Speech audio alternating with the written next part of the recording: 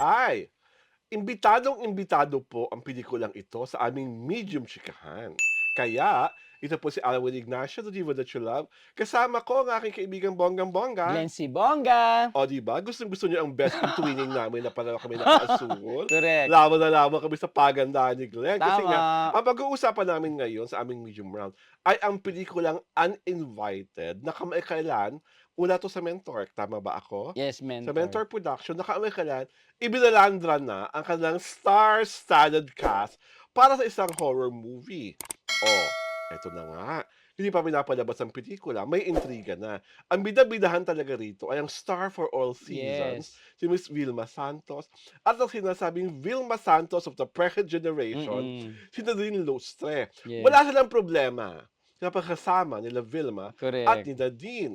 Ang pinag-iinit ng ulo ng karamihan ay ang katotohanan, ang Philippines Forever Heartthrob, si Aga Mulak, ay kasama sa pelikula. Bakit raw kasama si Kuya Morning?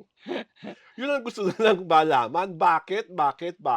Ikaw, kaibigan Glenn, nananalig ka ba na sa panawagan ng mga tao, lalong-lalo na sa X, na dapat ma-X si Aga Mulak sa nasabing uninvited movie? Hindi ko naman maintindihan bakit gusto nila ipatanggal si Aga Mulak Mataba sa raw movie. masyado.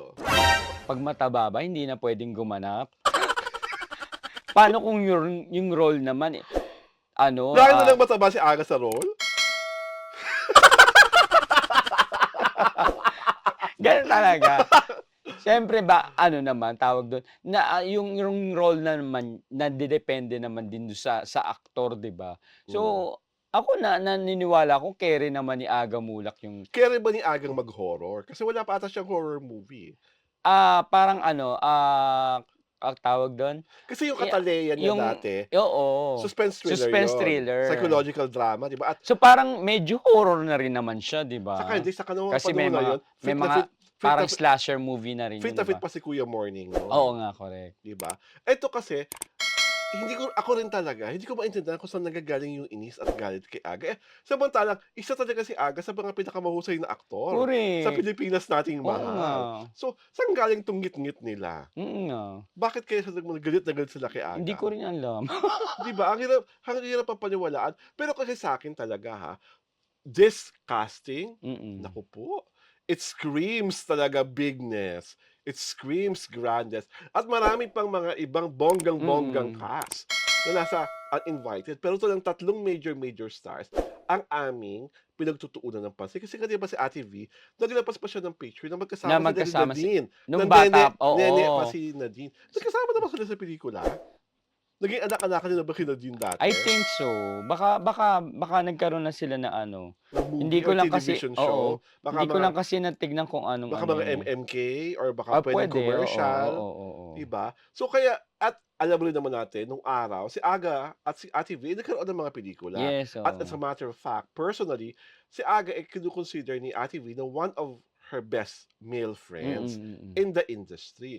So, sigurado ako na maaaring naging isa yun sa mga panantayan ng mga producer sa Mentor kung bakit kailangang masama si Aga. Siguro ang gusto ni Ate V, mga kasama niya sa pelikula, comfortable Comfortable, siya. oo. Alam mo na ba kung sino yung director ng movie?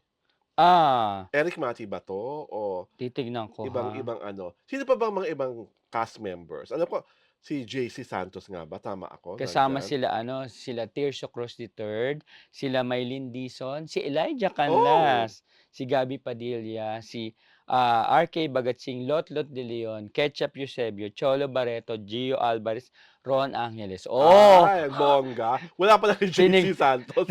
Wala nga. Mali ako. Pasensya.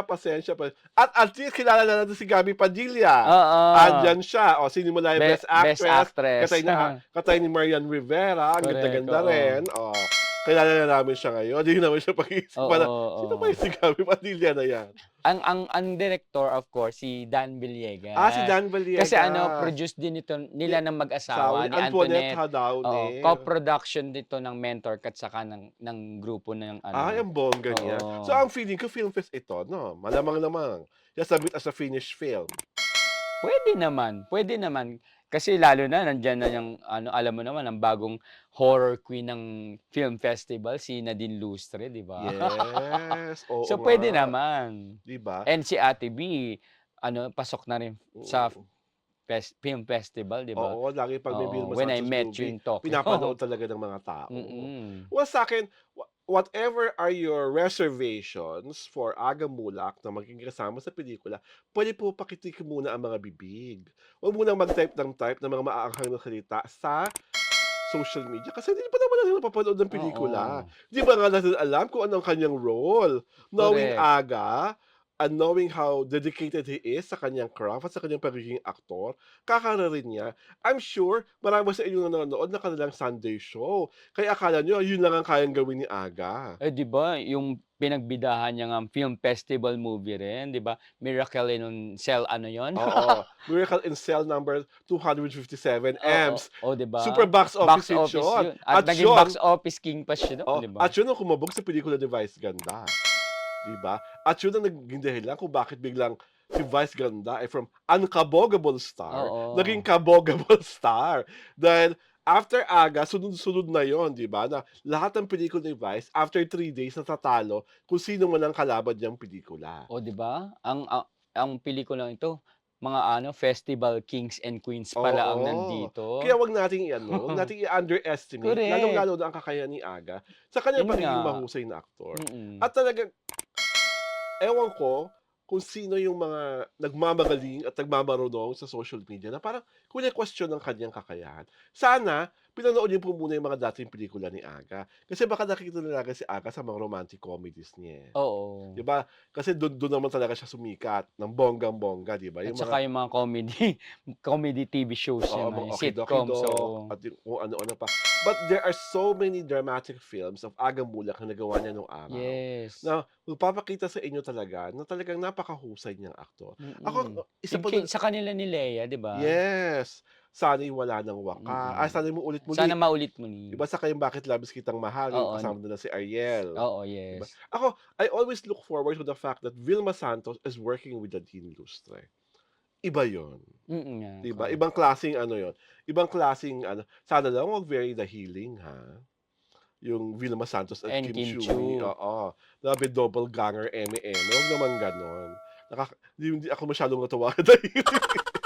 Eh, ano with Direk Dan Villegas and, Direk Antoinette, for sure iba namang Ibang ano, timpla, ibang oo, kuwento, ibang correct. kahindik-hindik na Mm, experience ang ibibigay sa'tin ng pelikulang Uninvited. Tama ako sa title, correct. 'di ba? Mm. At sana ay siyempre iba magnenega-nega sa title, Uninvited, medyo negative ang dating. Sa tingin mo ba dapat baguhin, kaibigan?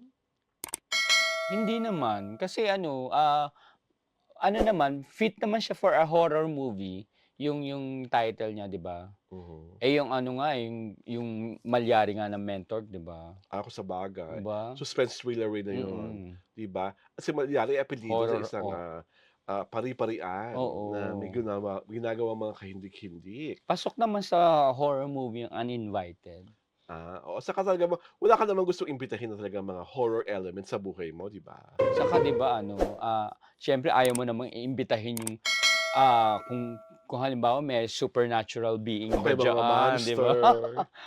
Ayaw mo silang imbitahin sa iyong, Oo, tahanan. correct. Ayaw mo silang makasama sa hapagkainan at mas lalong ayaw mo silang nagtatago sa ilalim ng kama mo. Tama.